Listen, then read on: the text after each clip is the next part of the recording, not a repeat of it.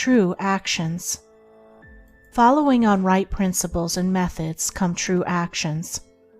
One who is striving to grasp true principles and work with sound methods will soon come to perceive that details of conduct cannot be overlooked, that, indeed, those details are fundamentally distinctive or creative, according to their nature, and are of deep significance and comprehensive importance, and this perception and knowledge of the nature and power of passing actions will gradually open and grow within him as an added vision, a new revelation. As he acquires this insight, his progress will be more rapid, his pathway in life more sure, his days more serene and peaceful. In all things, he will go the true and direct way, unswayed and untroubled by the external forces that play around and about him. Not that he will be indifferent to the welfare and happiness of those about him, that is quite another thing, but he will be indifferent to their opinions, to their ignorance, to their ungoverned passions. By true actions, indeed, is meant acting rightly towards others, and the right doer knows that his actions, in accordance with truth, are but for the happiness of those about him, and he will do them even though an occasion may arise when someone near to him may advise or implore him to do otherwise.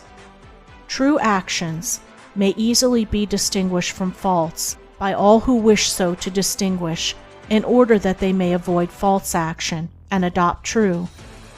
As in the material world, we distinguish things by their form, color, size, etc., choosing those things which we require, and putting by those things which are not useful to us. So in the spiritual world of deeds, we can distinguish between those that are bad and those that are good by their nature, their aim, and their effect, and can choose and adopt those that are good and ignore those that are bad. In all forms of progress, avoidance of the bad always precedes acceptance and knowledge of the good. Just as a child at school learns to do its lessons right by having repeatedly pointed out to it how it has done them wrong, if one does not know what is wrong and how to avoid it, how can he know what is right and how to practice it?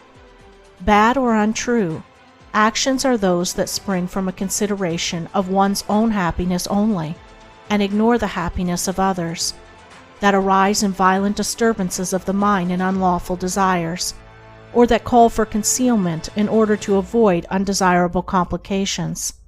Good or true actions are those that spring from a consideration for others, that may arise in calm reason and harmonious thought framed on moral principles, or that will not involve the doer in shameful consequences if brought into the full light of day.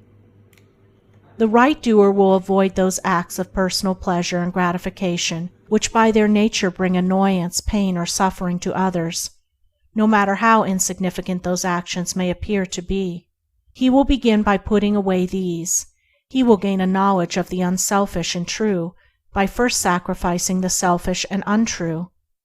He will learn that he is building the house of his character and life upon a rock, which the winds of failure and the storms of persecution can never undermine. End of Chapter 3. Recording by Andrea Fiore.